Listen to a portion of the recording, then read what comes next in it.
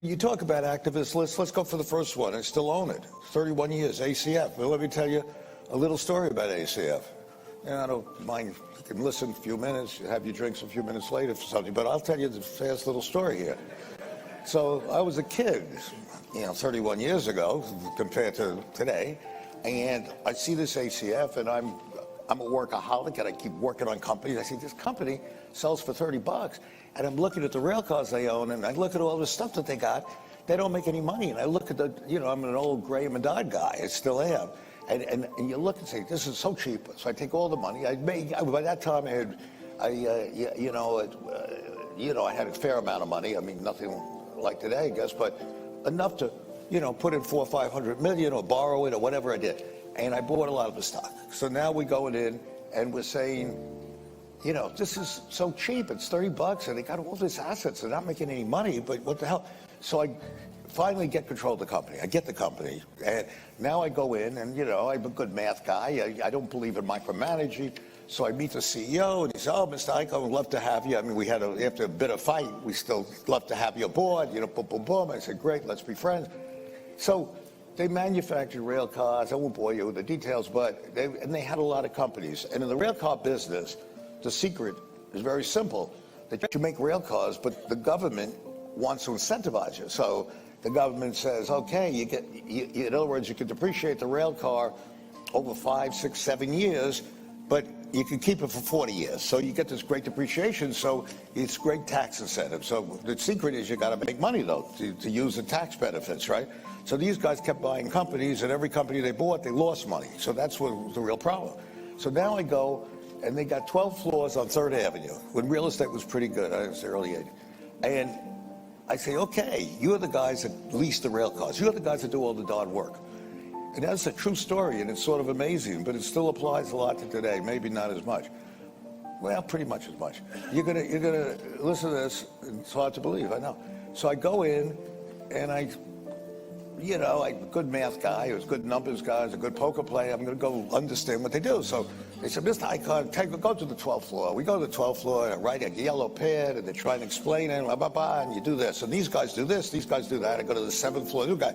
Spend the whole day, go home, take a look at my yellow pad. I can't figure out what the hell they do. So I go back the next day, and the 7th floor, 9th floor, 8th floor, boom, boom, boom. And I say, I'm not an idiot. I can't figure out what the hell they do. It's like razzle dazzle. This guy does that. And I start asking, well, what do you need him to do that? Oh, this is very arcane stuff. You're not going to understand it. I say, okay, fine. So finally I say to him, I'm going to St. Louis. I want to see the guy who's the COO. I want to see the guy that manages the stuff, that makes the rail cars. Don't go, Mr. Icahn, don't go. So I say, well, why shouldn't I go? He said, they're scared of you. I said, what do you mean scared? What did I do? He said, nah, they depend on us. They depend on us, and we tell them what to do, and they're very worried that you might do something with us. I said, well, I'm not threatening to do anything, but I'd like to see it. But don't go. So I go back, 8th floor, 9th floor, 7th floor, boom, boom, boom, boom, go back home, can't figure out what the hell's going on. So I said, screw these guys. So I called the guy, his name is Joe, in St. Louis. I said, look, Joe, I want to come see you. See, of course, Mr. Icahn, I'd love to see you. I said, do me a favor, don't tell the CEO I'm coming. I just want to come myself and talk to you, but don't get nervous about anything. He said, why should I be nervous? I said, you're right. This guy, Joe, is like a John Wayne character. He was a captain in the Marines, a tough guy. I was scared of him. And I'm sitting there looking at him, we're talking and we're laughing, and he's showing me stuff. I understand what he does. He does this or that, boom, boom, boom. So I said, I want to have a drink with you. So we go out and have a drink. And we're sitting there having a martini, the two of us. I said, Joe, I want to ask you something. I don't want you to think that I intend to do anything, because I don't want you to be nervous. You know, why should I be nervous? I said, I just want to tell you, I wouldn't know how many of those guys in New York you need to support your operation here, because I honestly can't figure out what they do. And he says, I'll tell you what you should do. I'll tell you how many supports I need. I need minus 30. So I go, I say, Joe, what the hell does that mean, minus 30? Because you don't have the balls to do what I'll tell you to do, just like that. I said, what's that? Get rid of all of them tomorrow. Get rid of all of them. And I'll need 30 people less that have to support them with the numbers that they don't need from me. So I go and I say, hey, it's unbelievable. I can't believe this. Now, today, I would have done it immediately, got rid of the bunch of 12 floors. But then I still was wondering, maybe this guy Joe's a little crazy. How could I get rid of 12 floors of people? So I figured, how do I do that? And meanwhile, I knew the guy who owned the building. And he said, Carl, I could use a lease if you get out. And I don't think these people do anything. I watch them. And I said, bullshit, he's a real estate guy. What the hell does he know? So I now go and I figure, what the hell do I do?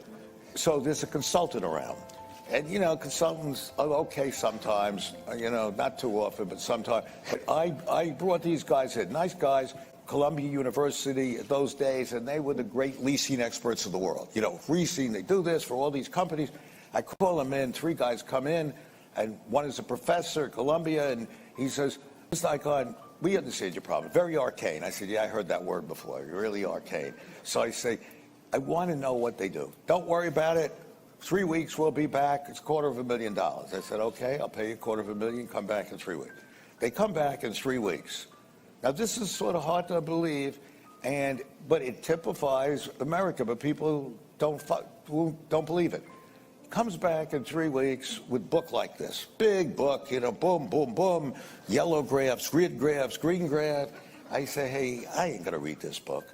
I said, and I'm colorblind anyway. So I say, all I want you to do, here's a yellow pad. I did very well in school. I'm a numbers guy. Tell me what they do. And I said, here's your $250,000. And I give it to him. And he looks at me, he smiles. He says, you know something? You've been square with us, Mr. Icahn. You seem like a good guy. So I'm going to tell you something. We don't know what they do either. I'm not joking. I am not joking. But here's the funniest thing. I mean, it's really sort of funny. I said, screw it. I called Joe up. He comes over. He said, great, do it. I gave him this severance. Nobody was mad. Got rid of the whole 12 floors. Sold the lease for $10 million. That was a lot then.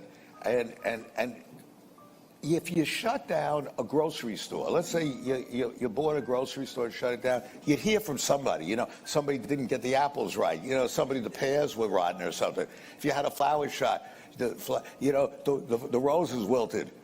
It was like out of a science fiction movie. It's like they never existed. I never got a letter. I never got anybody calling me. They left. It was like one of those bombs, that just hit the thing and kills all the people and the building stays. But I follow those principles a lot in what I do.